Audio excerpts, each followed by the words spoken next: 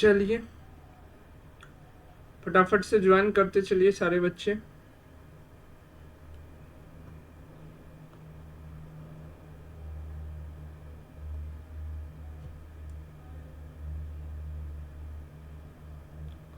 हाँ सभी को गुड इवनिंग, है ना। कैसी तैयारी चल रही है सबकी? अच्छे से चल रही है ना। चलो, तो आज आप लोगों का महा एपिसोड 3rd होना है ना। तो इस वीडियोस पे कम से कम 200 प्लस लाइक जाने चाहिए, क्योंकि आज के लेक्चर में हमने भर भर के इम्पोर्टेंट क्वेश्चंस डाले, है ना। तो ढेर सारे इनको जो है सब्सक्राइब कीजिए, और जितने बच्चे नए हैं चैनल को सब्सक्राइब नहीं कर रहे तो चैनल को सब्सक्राइब कर लीजिए, ताकि इन्फॉर्मेशन आपको टाइम टू टाइम पहुंचते रहे, है ना। चलिए, हाँ तो मैं टेस्ट सीरीज वगैरह के बारे में बता देता हूँ। जो भी बच्चे अभी तक झारखंड पैरामेडिकल, बीएससी नर्सिंग या फिर एएनएम जीएनएम की तैयारी कर रहे हैं तो टेस्ट सीरीज ज्वाइन कर सकते हैं। बहुत ही नॉमिनल फी है, 199 रुपीज़ में आपको टेस्ट सीरीज मिल रही है ना। जिसमें डेली टेस्ट है, और वो टेस्ट अगर आप टाइम से देना होगा जैसे एग्जाम में होता है वैसे ही आपको उसी आधारित दे रहे हैं, ताकि आपका टाइम मैनेजमेंट सही हो सके और कितने मिनट लग रहे हैं एक क्वेश्चन बनाने में वो हो सके, है ना। तो इसके लिए आपको केवल 199 रुपीज़, और टेस्ट के बाद ऐसा नहीं कि आप दोबारा प्रैक्टिस नहीं कर सकते, उस क्वेश्चन की आपको पीडीएफ मिल जाएगी। तो आप जितना बार चाहे उतना बार उस क्वेश्चन का प्रैक्टिस कर सकते हैं, है ना। तो चलिए, टेस्ट सीरीज में ज्वाइन कर सकते हैं इस व्हाट्सएप नंबर पर मैसेज करके। बाकी पैरामेडिकल हो या बीएससी नर्सिंग या फिर एएनएम जीएनएम, किसी का भी अगर क्रैश कोर्स करना चाहते हैं तो 350 रुपीज़ में आपको मिल जाएगी। बाकी हमारा फुल पैकेज हमने कर दिया है ना। ओनली 500 रुपीज़ में फुल पैकेज अगर आपको मिल रही है, चाहे आप बीएससी नर्सिंग या फिर एएनएम जीएनएम या पैरामेडिकल, है ना। अगर आप पैरामेडिकल के लिए भी लेते हैं और साथ में बीएससी नर्सिंग और एएनएम जीएनएम का एग्जाम देना चाहते हैं तो ऐसा नहीं कि पैरामेडिकल के बाद बंद हो जाएगा, आपके जीएनएम एग्जाम लास्ट एग्जाम तक आपका ये चलेगा। फुल पैकेज में आपको क्या मिल रही है? क्रैश कोर्स प्लस में टेस्ट सीरीज, प्लस में आपको मॉडल सेट, है ना, 600 प्लस क्वेश्चन के साथ आपको मिल रही है। तो ये 3 चीज़ें केवल 500 में आपको मिल रही है फुल पैकेज के अंदर। तो आपको ज़्यादा बेनिफिट है कि फुल पैकेज ही ले, ताकि आपका ओवरऑल सारा प्रिपरेशन हो सके, जिसमें क्रैश कोर्स वगैरह सब आ जाएगा। वैसे अगर आप अलग अलग लेते हैं तो क्रैश कोर्स का ही 350 पड़ रहा है, फिर टेस्ट सीरीज का 199, और फिर जो मॉडल सेट का 100, है ना। तो लगभग 650 पड़ रहा है। तो आपको डायरेक्ट यहाँ पर बहुत ज़्यादा बेनिफिट हो जा रहा है। क्वेश्चन शुरू करें? चलो आ जाओ, फटाफट से क्वेश्चन शुरू करते हैं। चलो, है ना। तो जो बच्चे कमेंट में पूछ देते क्या सर ये केवल बीएससी नर्सिंग या केवल जीएनएम एएनएम के लिए है, तो देखो बच्चे, सबसे हाई लेवल जो क्वेश्चन आता है आपके झारखंड में बीएससी नर्सिंग में आता है ना। सबसे हाई लेवल जो क्वेश्चन रहता है कहाँ रहता है? बीएससी नर्सिंग का। उससे नीचे किसका रहता है? उससे नीचे आपके पैरामेडिकल का। उससे नीचे किसका रहता है? जीएनएम का, है ना। और उससे नीचे भी किसका रहता है? एएनएम का।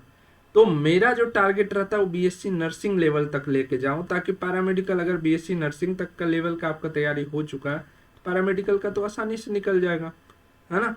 तो घबराइए नहीं कि हाँ ये इसी का है या उसी का है। क्लियर? चलिए तो शुरू करें। चलिए, पहला क्वेश्चन देखिए, which of the flowing element has the electronic configuration ending with 3D54S1, है ना। बोल रहा है निम्नलिखित में से कौन सा तत्व की इलेक्ट्रॉनिक संरचना या फिर इलेक्ट्रॉनिक विन्यास भी बोल सकते हैं 3D54S1 पर समाप्त होती है।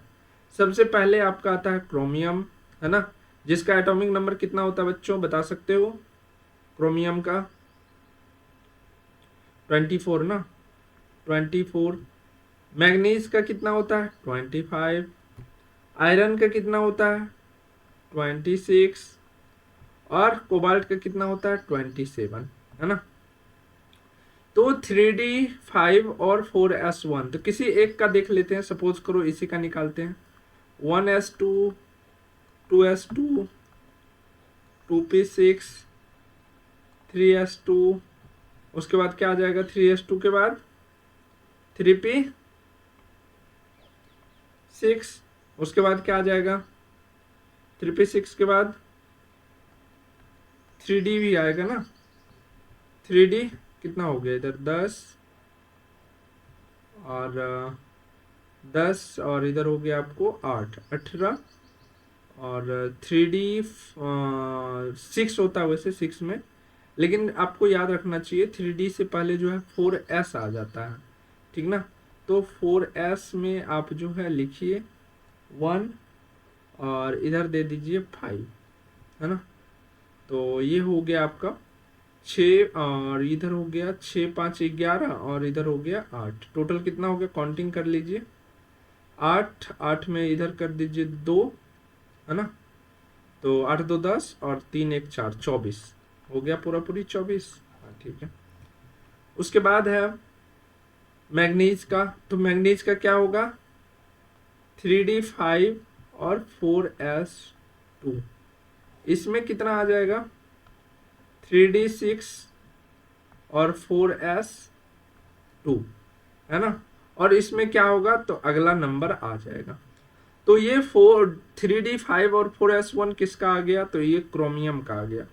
सर ये कैसे पहचानेंगे, तो देखो एक तो ट्रिक था मेरे पास पहचानने का, है ना, कि वैसे डी वाले का ये 4S वाले में तो रहेगा नहीं, ब्लॉक से हम पहचान सकते थे कि S यहाँ पर S ब्लॉक है, अंतिम इलेक्ट्रॉन S ब्लॉक में है, तो S ब्लॉक का एलिमेंट, तो हमें S ब्लॉक का एलिमेंट अगर यहाँ पर दिखता तो हम मार देते, लेकिन S ब्लॉक का एलिमेंट हमें दिखा नहीं, लास्ट जो है। तो सर इस सब में नहीं दिख रहा है, इस सब में इसलिए नहीं दिख रहा है बच्चों क्योंकि 4S आपका पहले आता है और 3D बाद में आता है ना। 4S पहले आता है, 3D बाद में आता है, अगर आप रियल में कॉन्फ़िगरेशन निकालो तो। ये अभी हम नंबर बेसिस पर करते गए हैं 1 2 3 करके, इसलिए ऐसा आपको लग रहा है, ठीक है ना। तो राइट आंसर क्या हो जाएगा आपका, ये हो जाएगा ना क्रोमियम ना।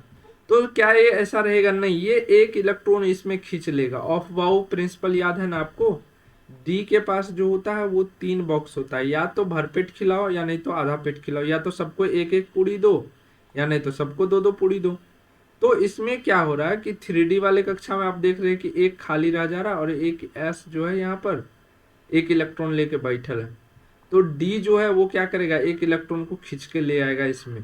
तो इसलिए इसका जो है आपको कॉन्फ़िगरेशन थोड़ा सा कंफ्यूजिंग रहता है हमेशा, एक तो क्रोमियम का और दूसरा किसका रहता है वो भी कमेंट करके बताना, ठीक है।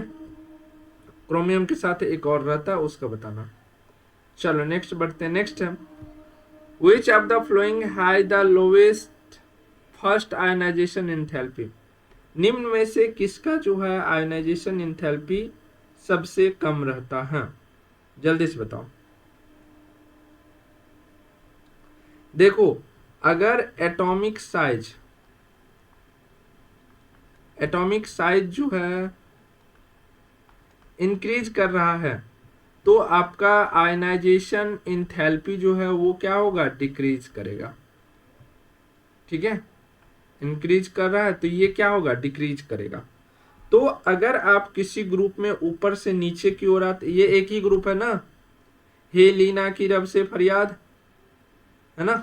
तो ये ग्रुप में ऊपर से नीचे हम लोग आ रहे हैं, जब ऊपर से नीचे आते हैं तो क्या होता है बताओ, एटॉमिक साइज इंक्रीज कर रहा है ना, एटॉमिक साइज इंक्रीज। और हम लोग देख चुके हैं कि एटॉमिक साइज जब इंक्रीज करता है तो आपका आयनाइजेशन एंथैल्पी डिक्रीज करता है। तो सबसे कम किसका होगा, लोवेस्ट मतलब कम, है ना, तो CS का होगा ना, क्लियर है। चलो आगे बढ़ते हैं। हाँ अगर आप लोग को लगता है कि थोड़ा स्लो पढ़ा रहे तो बोलिए, तो फिर आंसर सिर्फ लगवाते जाएंगे। ऐसे में क्या हो रहा है कि अभी आपको समझा रहा हूँ तो थोड़ा सा तो टाइम लगेगा ना, एक बाद में बच्चे जो लाइव सेशन के बाद जो लेक्चर देखते हैं वो बोलते हैं स्लो पढ़ा रहे हैं सर। स्लो नहीं करवा रहे हैं बच्चा, इस समय जो सारे बच्चे कमेंट में अपना अपना आंसर दे रहे हैं उसको भी देखते हैं, प्लस में एक्सप्लेन भी करते हैं, है ना। हाँ गुड इवनिंग सर, इतना पीटेंगे ना तुम लोग, शाम में ज्वाइन करो क्लास ना। चलो नेक्स्ट देखते हैं। Across a period the metallic character, एक अवधि में धात्विक गुण होता है। अक्रॉस द पीरियड, पीरियड अगर हम चेंज करते हैं तो मेटेलिक कैरेक्टर, मान लो ये एक पीरियड है, पीरियड नंबर 2, पीरियड नंबर 3, तो इसमें जो मेटालिक प्रॉपर्टीज जो है वो इंक्रीज करती है या डिक्रीज करती है।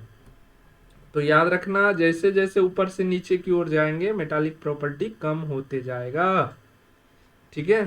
तो क्या रहेगा, डिक्रीज। आगे बढ़े,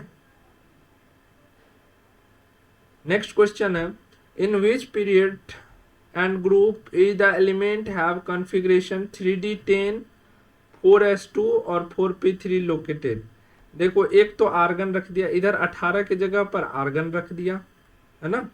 तो मतलब समझिए कि आर्गन से पहले 18 इलेक्ट्रॉन इसका पूरा हो चुका। देन है 3d10 and 4s2 and 4p3, तो 18 और इधर जोड़ दीजिए, 18 2 20, 20 और 10 30, और 30 और 3 33, तो टोटल नंबर ऑफ इलेक्ट्रॉन जो हो गया वो 33 हो गया, है ना। तो टोटल इलेक्ट्रॉन की संख्या 33 हो गया। अब 33 से दिमाग लगाइए कि कौन सा एटम होगा, है ना। तो जो भी एटम होगा, मान लीजिए आर्गन कितने नंबर ग्रुप में पाया जाता है, हीना, नीना और करीना, ठीक है। तो आर्गन का 18 है, यानी कि तीसरा में तो नहीं ही पाया जाएगा, इससे बाद वाला ही होगा ना, इससे बाद वाला होगा। तो एक बात तो कंफर्म हो गया कि ये मान लो फर्स्ट पीरियड में है, ये पीरियड 1, ये हो गया पीरियड 2, ये हो गया पीरियड 3। जब यहाँ तक 18 पहुंचे हैं तो 33 जाने के लिए इससे निचला वाला, तो पहला बात तो कंफर्म हो गया कि पीरियड 4 का एलिमेंट है ना। तो पीरियड 4 वाला 2 को दिख रहा है हमें, पीरियड 4 पीरियड 4, तो इस 3 वाला को कट कर दो, है ना, और 5 वाला को भी कट कर दो। क्यों, क्योंकि इससे ज़्यादा जाओगे तो आपका बढ़ जाएगा, है ना। क्यों, क्योंकि नेक्स्ट जो आप लोगे इनर्ट गैस वो आपका डायरेक्ट बढ़ जाएगा, है ना। तो ये ले लेते हैं। अब बचा ग्रुप की बात, है ना। तो ग्रुप, एक ग्रुप है 13, एक ग्रुप है 14। अब कैसे निकालोगे, है ना। तो अब ऐसे निकालेंगे कि हम लोग देखेंगे कि एटॉमिक नंबर, ये एटॉमिक नंबर 33 किसका है। क्यों, क्योंकि पीरियोडिक टेबल में जो है सजाया गया है एटॉमिक नंबर के अकॉर्डिंग ही एटम को सजाया गया है। तो 33 का देखेंगे कि 33 का एटॉमिक नंबर का कौन सा ऐसा एलिमेंट है जिसका एटॉमिक नंबर क्या होता है, 33 होता है। जल्दी से बताओ, जल्दी से।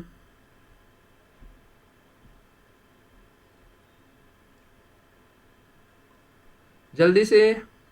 आर्सेनिक ना, AS, जिसका एटॉमिक नंबर कितना होता है 33, है ना। तो ऐसे हमने पकड़ लिया। अब आ गया आर्सेनिक, तो आर्सेनिक तो आपको पता है किस ब्लॉक का एलिमेंट है, सॉरी ब्लॉक तो वही है, लास्ट जो इलेक्ट्रॉन जाता है P। तो इधर है ना, ये लोग ऐसे ऐसे पीरियोडिक टेबल हमने बनाना सिखाया। ये रहा S, ये रहा P, ये रहा D और नीचे पड़ा हुआ F, है ना। तो P अंतिम इलेक्ट्रॉन इसका P में है, तो सर P ब्लॉक हो गया, वो तो फिक्स है। आर्सेनिक 33 हमने पीरियड 4 रखा है, तो 4 वाला ले लो। और उसके बाद आर्सेनिक है, तो आर्सेनिक किस ग्रुप में पाया जाता है, ग्रुप 15 में ना, 13 में नहीं पाया जाएगा। क्यों, क्योंकि 13 में आप एटॉमिक नंबर देखोगे तो इससे कम मिलेगा। तो राइट आंसर क्या हो जाएगा आपका, A ना। चलो, क्या सर ऐसा नहीं कि डायरेक्ट हम इसको जोड़ करके डायरेक्ट निकाल लेते, हाँ ऐसा भी करेंगे, फिर भी आपको थोड़े बहुत तो निकालना पड़ेगा ना, दिमाग तो लगाना पड़ेगा, है ना। क्यों, क्योंकि मान लीजिए इससे आप पीरियड का तो आराम से पता लगा सकते हैं कि अच्छा आर्गन से ज्यादा है और आर्गन के बाद जेनन जो हमारा इनर्ट गैस है उससे कम है, तो मतलब इसके नीचे वाला है ना। चलो आगे बढ़े। नेक्स्ट क्वेश्चन है, which element has the highest electron affinity. देखो बच्चों, दो प्रकार की चीज होते हैं, एक तो होते हैं इलेक्ट्रोनिगेटिविटी और एक होता है इलेक्ट्रॉन एफिनिटी, है ना। तो निम्नलिखित में से किस तत्व के इलेक्ट्रॉन स्नेहता यानी स्नेहपन, है ना, वो सबसे ज्यादा है। तो आप लोग अगर फ्लोरीन को देख करके टिक मार रहे हैं तो गलत है। क्यों? क्योंकि इसका इलेक्ट्रोनिगेटिविटी सबसे ज्यादा है, इलेक्ट्रोनिगेटिविटी प्रॉपर्टी सबसे ज्यादा है पूरा पीरियोडिक टेबल में। लेकिन इलेक्ट्रो एफिनिटी जो है ना वो क्लोरीन का सबसे ज्यादा है पूरा पीरियोडिक टेबल में। तो एफिनिटी और इलेक्ट्रोनिगेटिविटी दोनों डिफरेंट चीज है, याद रहेगा।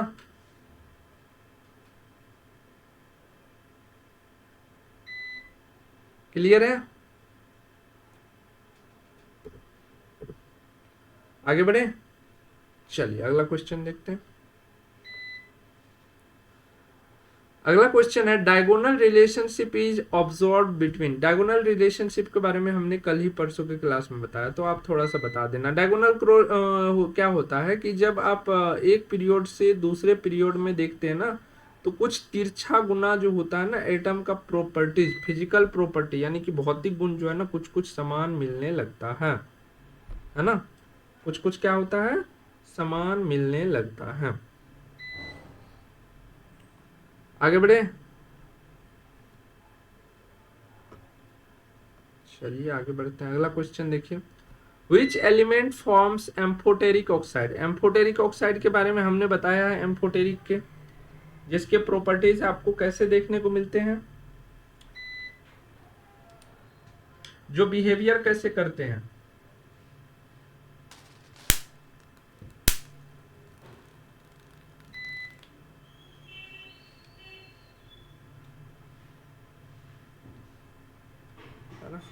मच्छर आ गया था, मैंने इसको मार दिया जिंदा। ठीक है, चलो। एम्फोटेरिक मैंने बताया, which of the following is amphoteric oxide, जिसका नेचर दोनों प्रकार का हो, है ना। तो जल्दी से बताओ कौन सा हो जाएगा। तो एल्युमिनियम ना, ये एम्फोटेरिक ऑक्साइड बनाता है।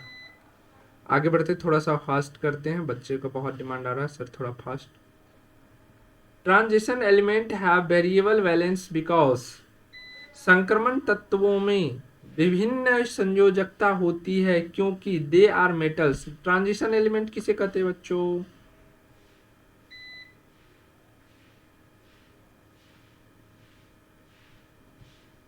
है ना, ये हो गया एस पी डी और एफ, ठीक है। इसी को ना डी को ना ट्रांजिशन मेटल कहते हैं। क्यों?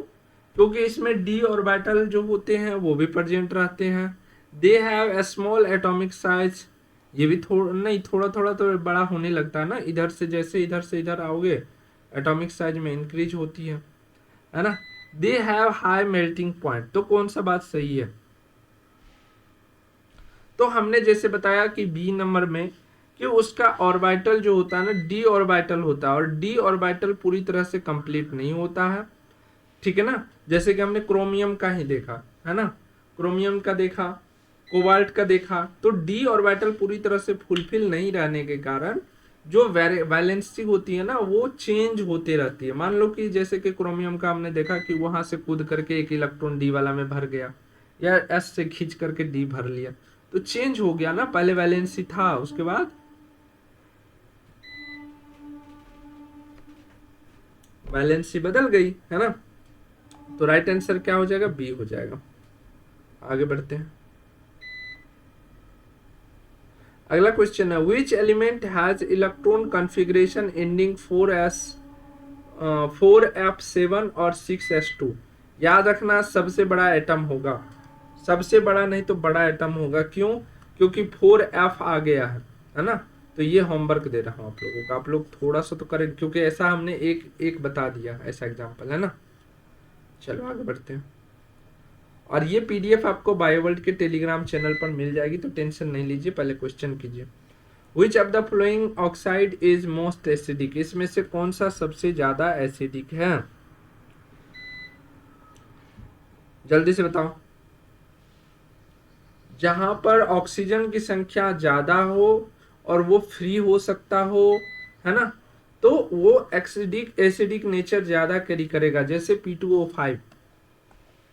आगे बढ़े, चलिए आप लोग के कहने पर थोड़ा फास्ट कर देते हैं। Which block element form cold compound colored compound। रंगीन यौगिक किस ब्लॉक के तत्व होते हैं? S P D F 4 block के तत्व होते हैं। जल्दी से बताओ इसमें से कौन है ना। तो डी ब्लॉक के तत्व जो होते हैं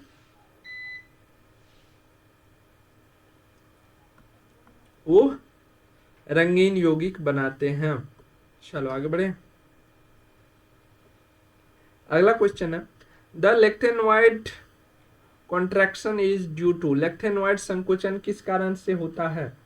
पहला poor shielding by 4f electron, high nuclear charge, large atomic radius, electron electron repulsion. किस कारण से? याद रखना लेक्थेनॉइड एक्टेनॉइड जो है ना ये नीचा पड़ा हुआ ग्रुप है, और जब भी 4f से शुरू होगा ना तो लगभग इसी के एलिमेंट होंगे, है ना, जिसमें शेल्डिंग इफेक्ट जो है वो पुअर रहता है। ठीक है, तो इसी कारण से आपको कॉन्ट्रैक्शन देखने को मिलता है। आगे बढ़े। नेक्स्ट है which element among the flowing has the highest non melting character. निम्न में से किस तत्व में सबसे अधिक अधात्विक गुण है? देखो धातु रहते हुए भी कुछ में अधात्विक गुण रहता है ना। तो वैसे पूछ रहा है कि सबसे ज्यादा किस में है, बताओ। तो एक तो हुआ मेटल इस साइड और एक हुआ नॉन मेटल। तो हम लोग ऐसे लिखते हैं ना, पीरियडिक टेबल ऐसे बनाते हैं, है ना। तो इधर तो एक तो इनर्ट गैस हो गया, इनर्ट गैस के बाद जो रहेगा उसमें ना सबसे ज्यादा, और बीच में जो रहता है ये मेटलोइड रहते हैं, इसमें मिश्र धातु रहते हैं। तो ये 18वां ग्रुप के बाद जितना ग्रुप आएगा तो 17वां ग्रुप सबसे हैवी होगा, उससे उससे कम किसका होगा? 16वां का होगा, उससे कम किसका होगा? 15वां का होगा, है ना। तो ऐसे जो है नॉन मेटेलिक प्रॉपर्टीज देखने को मिलेगा। तो सबसे ज्यादा किस में होता है? तो सबसे ज्यादा किस में होगा? अपना 17वां ग्रुप का सबसे हेड कौन है, मुखिया जी कौन है? फ्लोरीन। फ्लोरीन हो जाएगा, है ना। मुखिया जी से नाम याद आया कि एक जब हम लोग पढ़ रहे थे नीट में, तो एक लड़की का नाम मैंने रख दिया था मुखिया जी, है ना। और मेरा दोस्त था खच्चर, वो जब भी उसको चिढ़ाना होता था तो वो गाना गाता था, ए मुखिया जी ए मुखिया जी, है ना। फिर कंप्लेन जाता था ठीक है, तो याद आता कभी कभी। अब वो लोग पता नहीं कहाँ होंगे, शादी करके 2-4 होंगे ही। चलो देखते हैं, आगे बढ़ो। अगला question, which of the flowing show anomalous position in periodic table. निम्नलिखित में से कौन आवर्त सारणी में असमान स्थिति दर्शाता है? जल्दी से बताओ। हाइड्रोजन, हीलियम, लिथियम, बेरिलियम, कौन सा? हमने क्या बताया था? आवारा लोग जो होंगे वही तो असामान्य कार्य को दिखाएगा। देखो आवारा लोफर जो होंगे वही तो वैसे एक्टिविटी को दिखाएंगे जो नॉर्मल ना हो, है ना। तो कौन सा आपको लगता है एबनॉर्मल? हमने बताया हाइड्रोजन के बारे में कि पूरा पीरियोडिक टेबल में आवारा तत्व के नाम से अगर कोई जाना जाता है तो वो हाइड्रोजन जाना जाता है। कभी ये दिखेगा आपको मेटल के साथ, कभी दिखेगा नॉन मेटल के साथ। सर ऐसा क्यों होता है? क्योंकि इसका प्रॉपर्टीज ही ऐसा है ना। चोर चोर के पास क्यों जाके बैठता है? क्योंकि उसका लक्षण ही वैसा होता है। समझ में आया? चलो आगे बढ़ते हैं, ठीक है। चलो ऐसा एग्जाम्पल देने का कोशिश करते हैं, सोचते तुम लोग के दिमाग में डायरेक्ट हिट कर जाए। आगे बढ़े। चलो अगला क्वेश्चन देखो। अगला क्वेश्चन है periodic in properties is due to. गुणों में आवर्तित किस कारण से होती है? Repetition of atomic weight, repetition of electronic configuration, repetition of size, valency, किसके कारण जो होती है? जल्दी से बताओ। कॉन्फ़िगरेशन अगर रिपीटेट होता है तो उसी में क्या होते हैं? गुणों में आवर्तित होती है, ठीक है। तो इलेक्ट्रॉनिक विन्यास के बार बार दोहराने से। क्लियर है? चलो आगे बढ़ते हैं। Group 17 element are known as. Group 17 बच्चों नॉन मेटल में 18वां ग्रुप क्या कहलाता है? Inert gas. उसके बाद आता है 17वां ग्रुप। 17वां group fluorine, chlorine, bromine, iodine, है ना। ये क्या कहलाते हैं, हैलोजन कहलाते हैं क्या, बताओ, है ना। तो आप लोगों के लिए होमवर्क रहा, ये ट्रांजिशन एलिमेंट्स जो है किस कौन सा ब्लॉक कहलाता है, ब्लॉक नेम, ठीक है। और अल्कली मेटल का ग्रुप नेम बताना है, ग्रुप नंबर बताना है, ठीक है। नोबल गैस तो समझिएगा कि 18 वाला ग्रुप, 18 वाले जितने भी तत्व है उसको क्या कहा जाता है, नोबल गैस कहा जाता है। तो बाकी दो का आप लोग होमवर्क बताना। नेक्स्ट बढ़े, नेक्स्ट क्वेश्चन है, which of the following element forms a cation with 3 oxidation state, कौन सा ऐसा एलिमेंट है जो 3 ऑक्सीडेशन स्टेट वाला जो है कैटायन बनाता है, सोडियम, मैग्नीशियम, एल्युमिनियम, कैल्शियम, जल्दी से बताओ।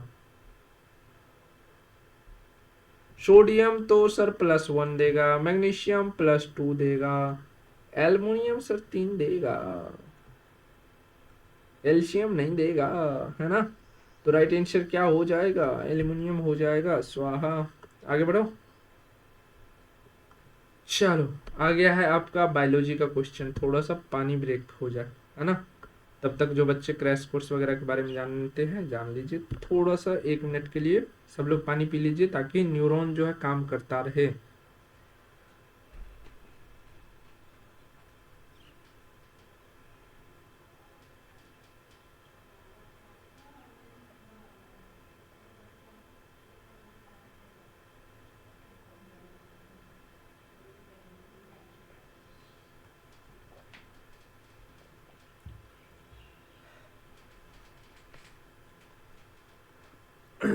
चलो हो गया।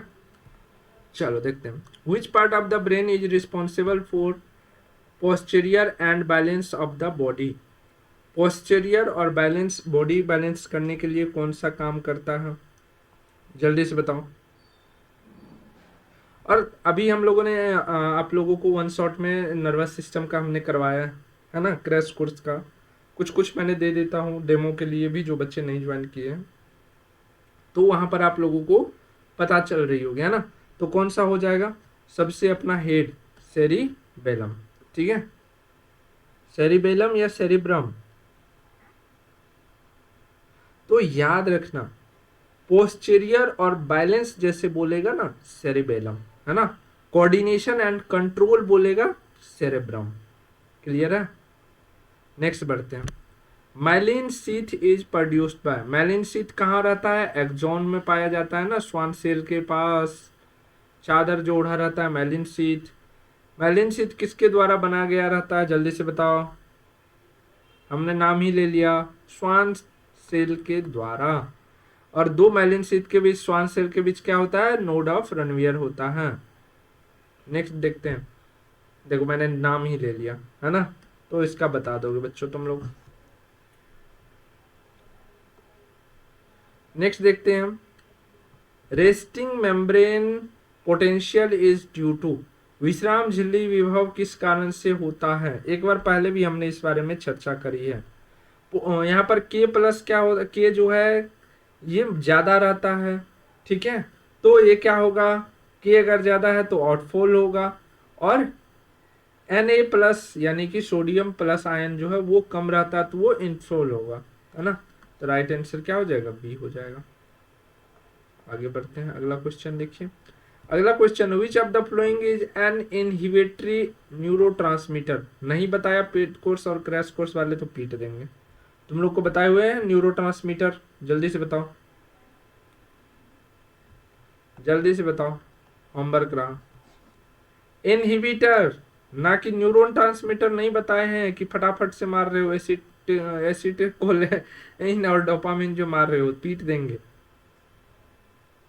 एसिटल कोलाइन नहीं मारना है और डोपामाइन नहीं मारना है, क्यों, क्योंकि न्यूरॉन का ट्रांसमीटर हमने नहीं पूछा।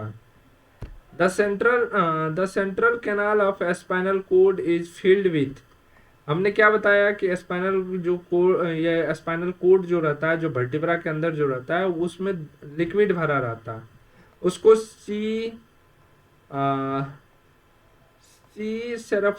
सेरेब्रो स्पाइनल फ्लूइड बोला जाता है, सेरेब्रो स्पाइनल फ्लूइड, CSF, हाँ शॉर्ट में CSF रहेगा, सेरेब्रो स्पाइनल फ्लूइड, है ना। ये क्या काम करता है, तो अगर ब्रेन में किसी को ट्यूमर हो रहा हो, मेनिंजाइटिस का शिकार हो रहा हो, है ना, या और कोई दिक्कत हो रहा हो, तो क्या बोलेंगे हम लोग यहीं से L3 लंबर, याद है लंबर वाला जो पढ़ाए थे नर्वस सिस्टम में, तो L3 यानी कि लंबर नंबर 3 और L4 के बीच से जो है नीडल डाल करके यहाँ से CFC यानी कि सेरेब्रो स्पाइनल फ्लूइड लिया जाता है और उसको लैब में टेस्ट के लिए भेजा जाता है, तब जाके कंफर्मेटरी होती है कि ब्रेन में किस प्रकार का प्रॉब्लम है और वो किसके कारण है ना। The junction between two neurons is called, junction वही एक का स्नैप्स और दूसरे का डेंड्राइट्स जो जुड़ता है, उसी प्रोसेस को क्या बोलते हैं, सिनेप्सिस या सिनेप्स। क्लियर बच्चों? अरे जल्दी बताओ, जोड़ को क्या बोलते हैं, स्नैप्स। नेक्स्ट है which neuron carry impulse from CNS to effector, है ना, which neuron carries impulse from CNS central nervous system to effector, है ना, कौन सा न्यूरॉन तंत्रिका तंत्र से अभिक्रियक तक आवेग ले जाता है, मतलब ले गया और ले करके फिर आया।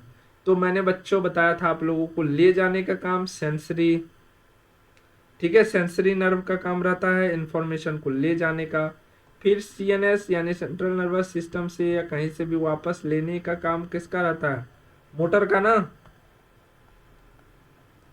मोटर का। अगर ये दोनों बिजी रहे होते हो मिक्स्ड, वो दोनों काम करेगा।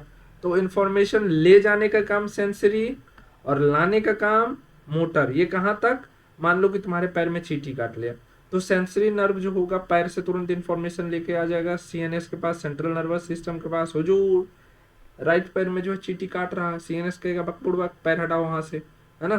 तो ये जो भगपुड़बक पैर हटाओ वहां से, वो जो बोलेगा तो वो इन्फॉर्मेशन किसके द्वारा आएगा, मोटर वाले न्यूरॉन के द्वारा आएगा और तुम पैर वहां से हटा लोगे। क्लियर? नेक्स्ट है कॉपर कैलोसम, है ना, corpus callosum connected. Corpus callosum क्या होता है, आपको जब सेरेब्रम के बारे में पूछा जाए तो वो दिखना हेमीस्फीयर, 2 हेमीस्फीयर रहते हैं जो कि अंदर में नीचे वाले भाग में आकर के थोड़ा सा जुड़े रहते हैं। उसी जुड़ने वाले हिस्से को क्या बोलते हैं हम लोग, कॉर्पस कैलोसम कहते हैं, है ना। तो 2 सेरेब्रल हेमीस्फीयर, बात सही है। Brain and spinal cord, cerebral and medulla, pons and नहीं, ये वाला हिस्सा है 2 सेरेब्रल हेमीस्फीयर, ठीक है, को 2 सेरेब्रल हेमीस्फीयर को कनेक्ट करता है कौन, कॉर्पस कैलोसम। कुछ इस प्रकार से जो रहता है, तो दोनों को आकर के लास्ट में जोड़ता है, कॉर्पस कैलोसम। क्लियर है? आगे बढ़े,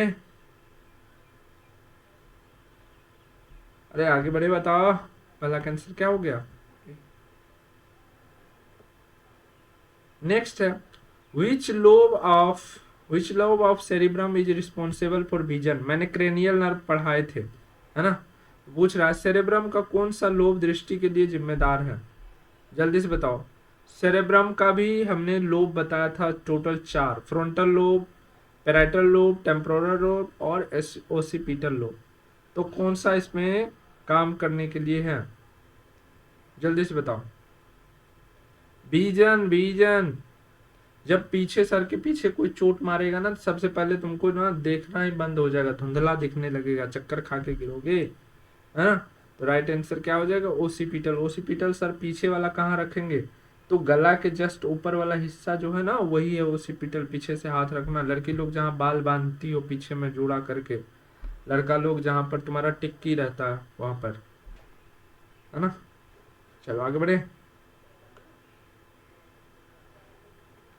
reflex action is controlled by, reflex यानी कि प्रतिवर्तित क्रिया किसके द्वारा नियंत्रित होती है, brain, spinal cord, cerebrum, hypothalamus, किसके द्वारा, जल्दी से बताओ।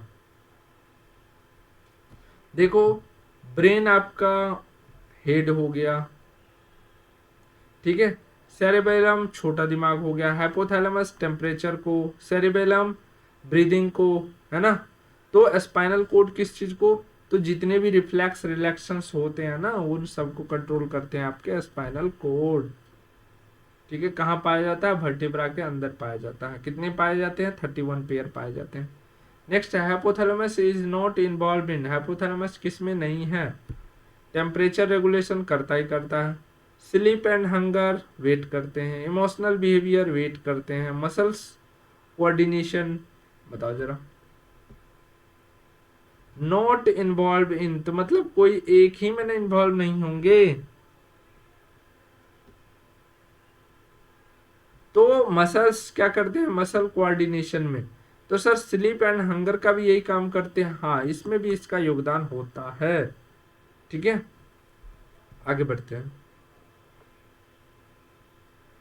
नेक्स्ट है which of the flowing cranial nerve is the longest, हमने क्रेनियल नर्व की संख्या बताई थी, कितने होते हैं, 12 पेयर होते हैं। ऑल्फैक्टरी, ऑप्टिक, है ना, ऑक्लूमेटर, फेशियल, वेगस, ढेर सारे हमने बताए थे, टोटल 12 पेयर बताए थे। पूछ रहा है कि which of the flowing cranial nerve is the longest, longest shortest ऐसे करके पूछा जा सकता है। तो वेगस जो होता है सबसे लंबा होता है। होमवर्क रहा सबसे छोटा कौन होता है ना, सबसे छोटा कौन होता है। आगे बढ़े, अगला क्वेश्चन देख लें। नेक्स्ट क्वेश्चन है which structure detects body position, कौन सा संरचना शरीर की स्थिति को पहचानती है, retina, cochlea, semi circular canal, organic of cortex, body को पहचानती है। ये सेमी सर्कुलर कैनाल के रेटिना पर तो इमेज बनता है, कोक्लिया का काम जो है ना वो वाइब्रेट जनरेट करना होता है।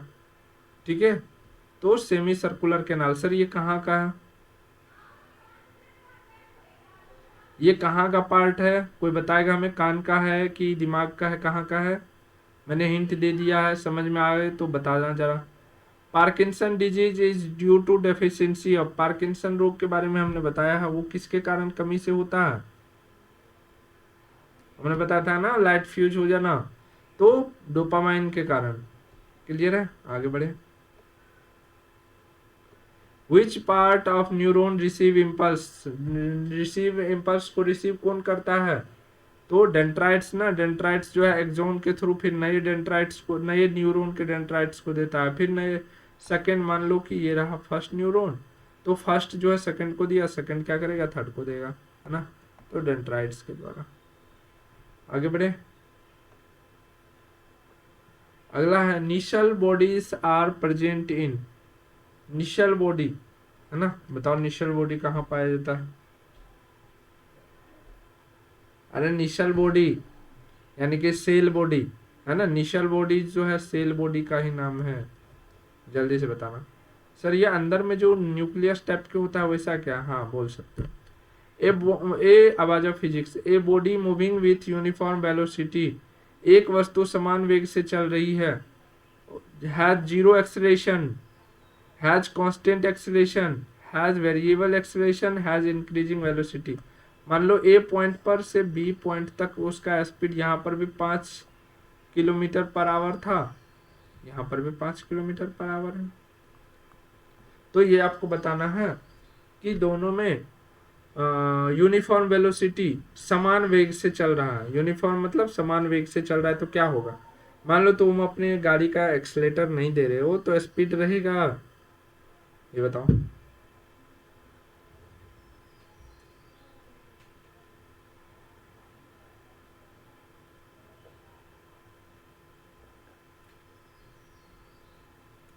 तो जीरो एक्सेलरेशन, देखो वेरिएबल एक्सेलरेशन नहीं होगा, इंक्रीजिंग नहीं होगा, आपके पास बचा ऑप्शन 2, तो इसमें से बताओ जरा कौन सा होगा, जीरो एक्सेलरेशन या फिर कांस्टेंट एक्सेलरेशन, बताना जरा। कांस्टेंट एक्सेलरेशन का मतलब क्या हुआ कि यहाँ पर भी 2 मीटर पर सेकंड के हिसाब से एक्सेलरेशन दे रहे हो, तो 15 में ऐड होगा, 5 में ऐड होगा 2, फिर ऐड होगा, फिर ऐड होगा, तो ये तो इंक्रीज करते जाएगा ना, हिंट मैंने दे दिया, अब तुम लोग समझदार को इशारा काफी है, अब तुम लोग बता देना। चलो, the area under velocity time graph, velocity time graph को क्या चीज को दिखाता है भाई, डिस्प्लेसमेंट को दिखाएगा ना, है ना, वेग मान लो कि ये टाइम, ये मान लो वेलोसिटी है, ये टाइम है, ये किस चीज को दिखाएगा, पर डिस्प्लेसमेंट को दिखाएगा ना, टाइम के साथ आपने मान लो इतना स्पीड किया तो किस चीज को दिखाएगा, डिस्प्लेसमेंट को। तो राइट आंसर क्या हो जाएगा, ये हो जाएगा। नेक्स्ट बढ़े, नेक्स्ट है a body thrown vertically upward reach a maximum height in 5 second, what is it's initial velocity. एक वस्तु को ऊर्ध्वाधर ऊपर की ओर फेंका गया, वह 5 सेकंड में अधिकतम ऊंचाई पर पहुंचती है। अधिकतम ऊंचाई पर पहुंचती है तो वहां पर उसका वी जो है 0 हो गया होगा, तब ना वो फिर नीचे गिर गया होगा। तो उसका प्रारंभिक वेग क्या होगा, u equal to what if t equal to 5 second. g का वैल्यू भी दे दिया है ऑलरेडी, लगाओ कौन सा फॉर्मूला लगा रहे हैं। तो u बराबर वाट, तो u बराबर फॉर्मूला लगाओ, u बराबर कौन सा फॉर्मूला लगाओगे,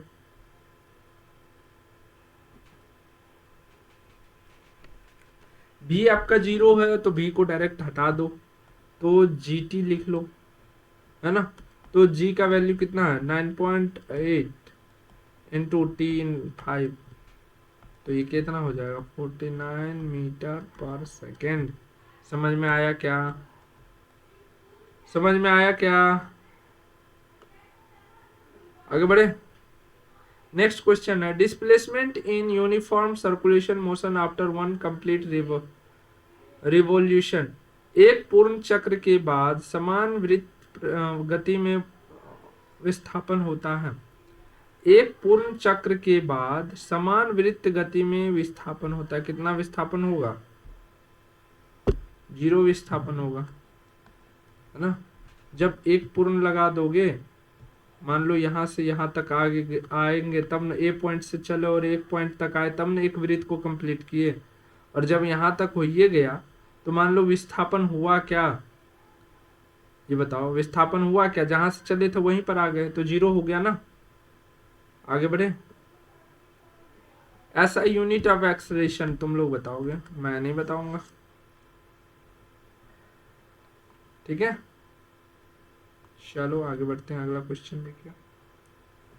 अगला अच्छा ये बताओ कौन कौन बच्चे हैं जो महा एपिसोड के 50 क्वेश्चन तक लेक्चर को कंप्लीट देखते हैं।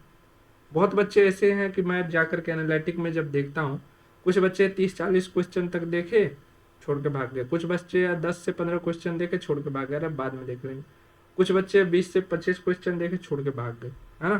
तो ऐसा नहीं करो, एक कंप्लीट 1 घंटा का तो होता है तो कंप्लीट देख लिया करो, है ना। चलो नेक्स्ट देखते हैं।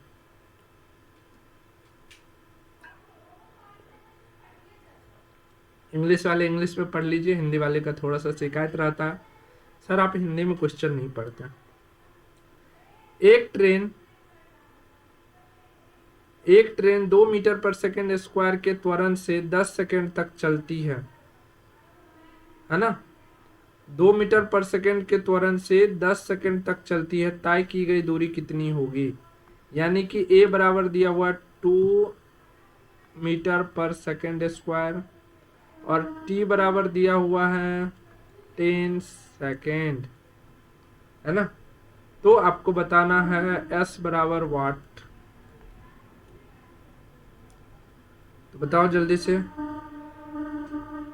और रेस्ट से चल रहा है, तो रेस्ट से चल रहा तो u बराबर 0, तो s बराबर क्या होता है ut plus half AT square, है ना। तो u अगर 0 है तो 0 से t को गुना करेंगे तो ये भी 0, तो इसको हटा ही देते हैं।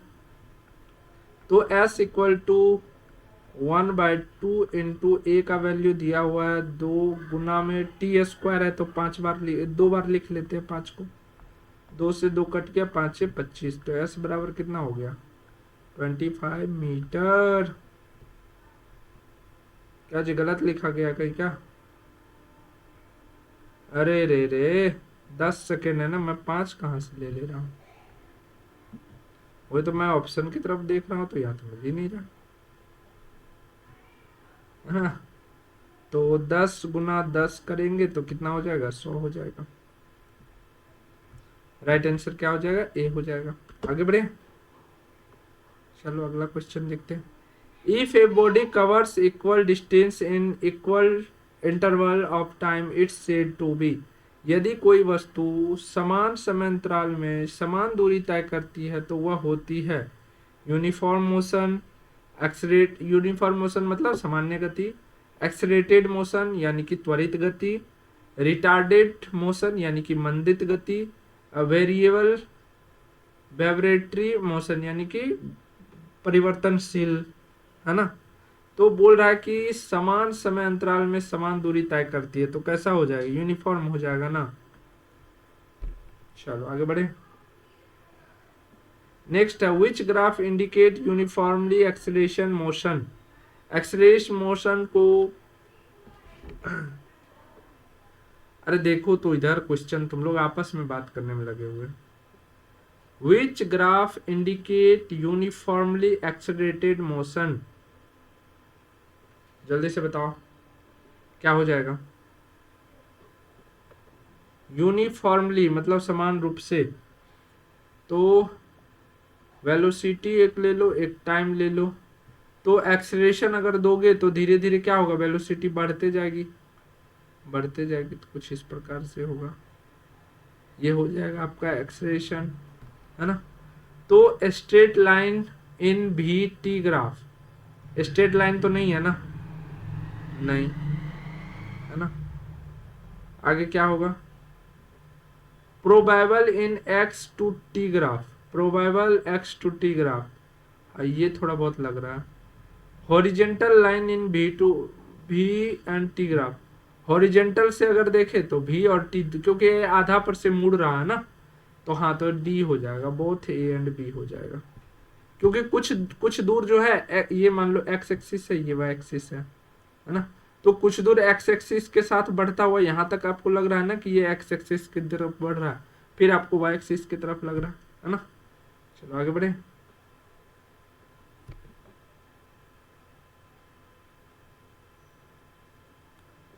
नेक्स्ट है a body is thrown downward मतलब नीचे की ओर with a velocity of 20 metre per second, what will be its velocity after 2 second. यानी कि आपको u दिया हुआ है, कितना है 20 मीटर पर सेकेंड, t दिया हुआ है 2 सेकेंड, ठीक है। तो आपसे नीचा फेंका गया 2 सेकेंड बाद, उसकी वेग क्या होगी, v equal to what, g बराबर आपको 10 लेने हैं, तो नहीं निकाल लोगे जी, ये सब भी बताने की जरूरत है। v बराबर, तभी हमने फॉर्मूला लिखाए थे, है ना, u प्लस जी टी ना, निकाल लो और बता दो। ये तो बना ही लोगे तुम लोग, बहुत ही सिंपल है।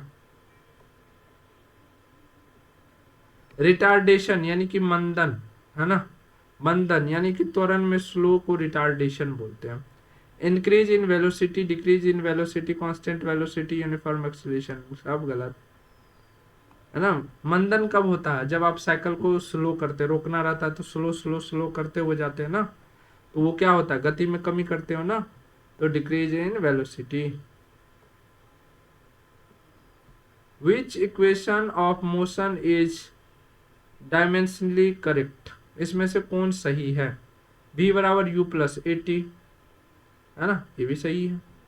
s बराबर U T plus half A T square, ये भी सही है। बी स्क्वायर बराबर यू स्क्वायर प्लस 2s, ये भी सही है। तो ऑल ऑफ दिस हो जाएगा, ठीक है।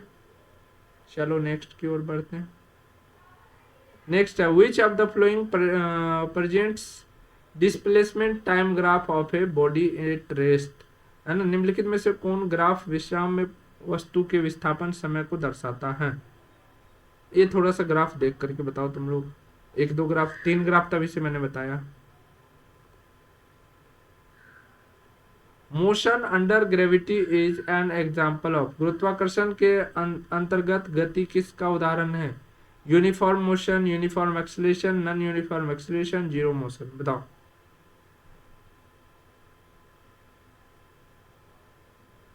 यूनिफॉर्म एक्सेलरेशन ना, गुरुत्वाकर्षण के अंतर्गत ना। चलो आगे बढ़े। Velocity time graph of a body with uniform acceleration is, कैसा देगा, जल्दी से बताओ। Velocity time graph of a body with uniform acceleration. जल्दी से बताओ कैसा हो जाएगा। ये तो सीधा बनेगा ना, क्या बोल रहा। वेलोसिटी और time a body with uniform acceleration, समान एक्सेलरेशन, ये तो सीधा जाते रह जाएगा, तब सीधा निकलेगा।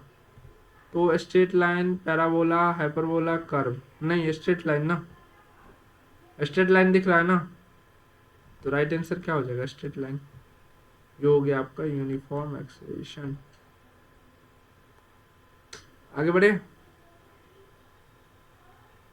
नेक्स्ट है द स्लोप ऑफ, देखो बहुत सारे डायग्राम वाला क्वेश्चन दिया है। The slope of displacement time graph given, क्या देता है आपको। पहला option acceleration, distance, velocity, momentum, क्या।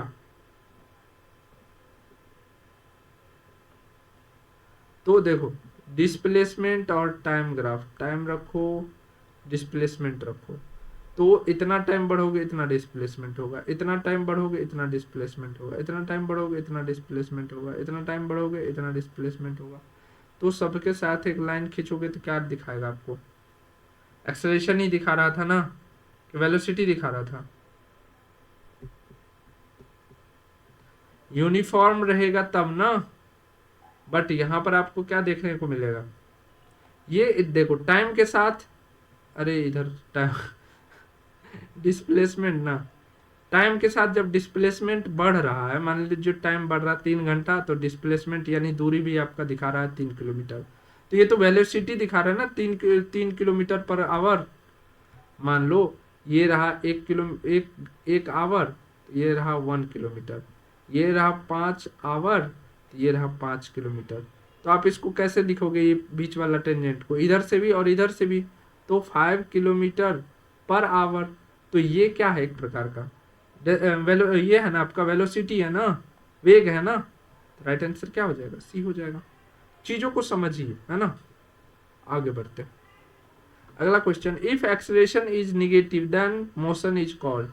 अगर एक्सेलरेशन निगेटिव हो, यानी कि एक्सेलेटर को कम करते जा रहे हो, तो इसका मतलब कौन सा, uniform motion, acceleration, retardation, retardation को मंदन बोलते हैं, और ऑसिलेटरी। ये रहा होमवर्क आपका। तो आज का स्वाहा, है ना। तो जो भी बच्चे अभी तक टेस्ट सीरीज या क्रैश कोर्स नहीं लिए, ले सकते हैं। मैंने फुल पैकेज वाला का 500 कर दिया, चाहे आप BSc nursing, paramedical, ANM, GNM के लिए ले रहे हैं, है ना। अगर पैरामेडिकल के लिए ले रहे हैं और जीएनएम भी करना है आपको, या बीएससी नर्सिंग भी करना, तो आपका इसी फी में बीएससी नर्सिंग तक होगा, एक्स्ट्रा कोई फी नहीं देनी है, ठीक है। तो ये ले सकते हैं, या फिर अलग से क्रैश कोर्स लेनी हो सिर्फ, तो उसके लिए 350, मॉडल सेट जो है 600 क्वेश्चन के साथ 100 रुपीज़, और टेस्ट सीरीज का 199 रुपीज़। तो इस व्हाट्सएप नंबर पर मैसेज करके सारी जानकारी ले सकते हैं। सेशन को अभी तक ज्वाइन किए रहने के लिए थैंक यू सो मच। इस सेशन को इतना लाइक करिए, इतना लाइक कीजिए कि 250 प्लस लाइक पहुंच जाए। और जितने होमवर्क दिए हैं मैं देखूंगा कि कौन कौन बच्चे होमवर्क का आंसर कर रहे हैं। Thank you so much again. Session को ज्वाइन करने के लिए मिलते हैं फिर कल शाम 7 बजे।